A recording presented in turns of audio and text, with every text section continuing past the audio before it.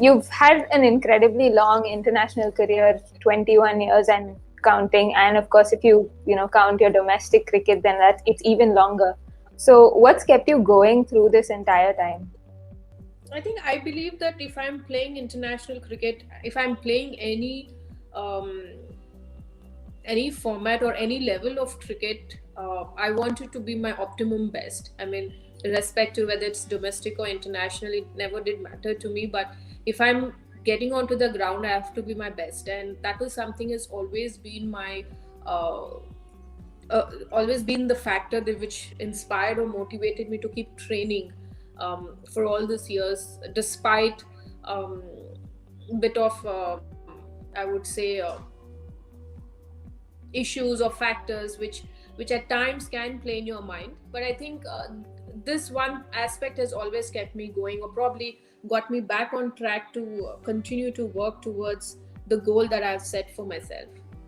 Have you ever felt through this period that, was there a time that you simply wanted to walk away, or did you feel like you had enough of playing cricket? And if so, how did you get through those phases? I did have few issues which did play on my mind. One is way back in 2007, when I didn't have a good series of Australia and New Zealand, where 7 innings have not really crossed 20 odd runs.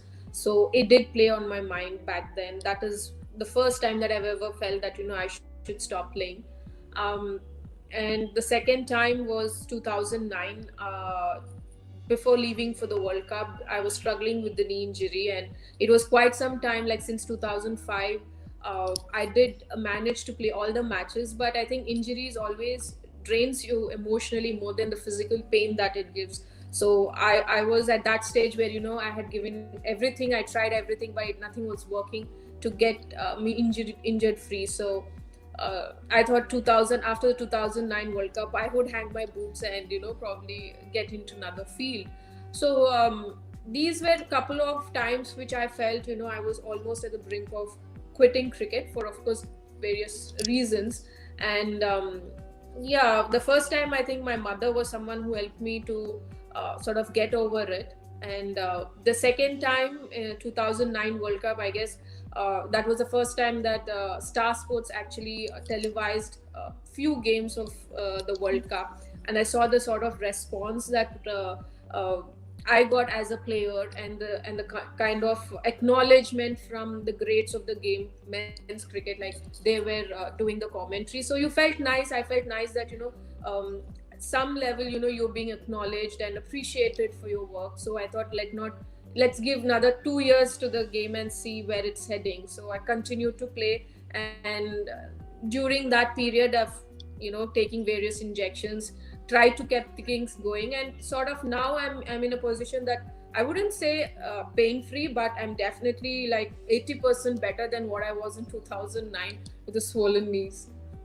So one of the main features of your career has been, you did mention that 2007-8 period where you probably struggled with form, but there haven't been too many major slumps in form through these 2 decades. So what would you say, what in your opinion is, the secret to that kind of consistency? Well, I guess the sort of approach I take to every game. That is why I think whenever I have the slump of, even if I go without scoring 3 or 4 innings, then I'm quite hard on myself that I haven't scored runs. And runs doesn't mean that 30s or the 20s or the 40s. Nothing less than a 50 is what runs is for me.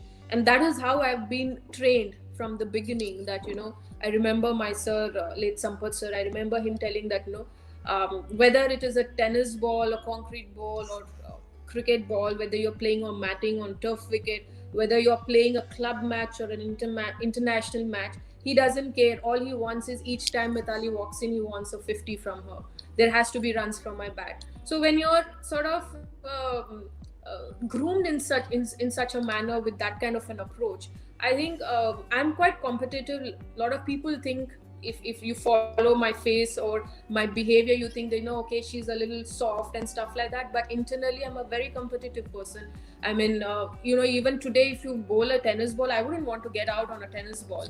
I mean, I just don't want to get out, irrespective whether it's nets, where I play for fun on streets, it doesn't matter. So I think that has really helped me to sort of um, continue to have that approach every game.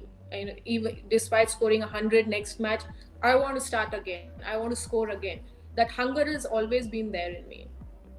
So you mentioned captaincy, and I think in previous interviews you mentioned that you probably started off as a slightly reluctant captain.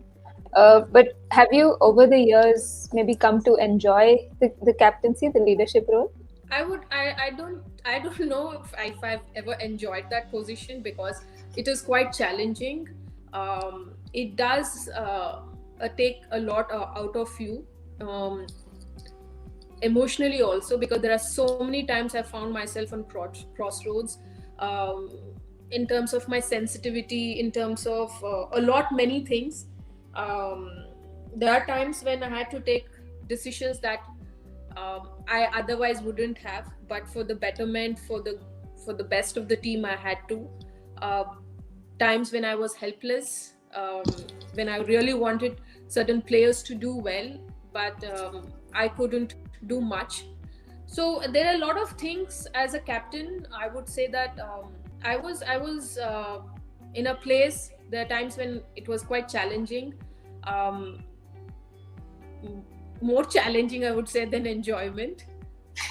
But I personally feel that my career as a captain, as a player, has ran very parallelly, because the years I have captained India, I've also been playing India. Maybe I would have captained around, how many years? 13, maybe 13 or 14 years. So 14 that years. is almost half of the years that I have played international cricket. So I think, it is probably my second skin, I would say, in terms of captaincy. And captaincy has helped me as a player, as a person, because when I was a young captain, I was sort of very ruthless. I thought, people should be very professional in terms of when they come to play. They just have to come to play, be prepared to do anything. Over the years, with a lot of mistakes, reading books, getting a different perspective, I've understood that one not necessarily has to be so ruthless, but has to learn to be compassionate towards the teammates, um, to give a ear to what your teammates have to say. So that sense, I have learned empathy. I have learned a different angle to leadership, which has helped me a lot, I would say. I guess it has come with experience. And one thing which I could never change is following my gut. I've had so many times where I had a gut feeling to do certain things as a captain, but you want to take someone, you want to take the suggestion, advices of your support staff, your vice captain, senior players. And I've always felt I've not really backed my gut. Had I done it, maybe I would have won more matches, some very important games. I wouldn't go into that, but yeah, I think captaincy overall has helped me, as in my personality as a player, as a person also, I would say. Okay, so looking back as a 16-year-old, did you ever dream that you would achieve all these things, close to 10,000 runs, to World Cup finals, double century in tests? Did you ever think that you would achieve all these things? I only thought that I would be the one series wonder. That was what was running in my mind when I played my first series in '99. Because after the 100, the next 3 games I didn't score. I didn't get to play in the test match. So I thought, okay, I'm just that one series player who just fades away. So that was what was in my mind as a 16-year-old. I really never thought I would end up playing 21 years of international cricket. And sometimes even I feel, how did I even manage to come so far?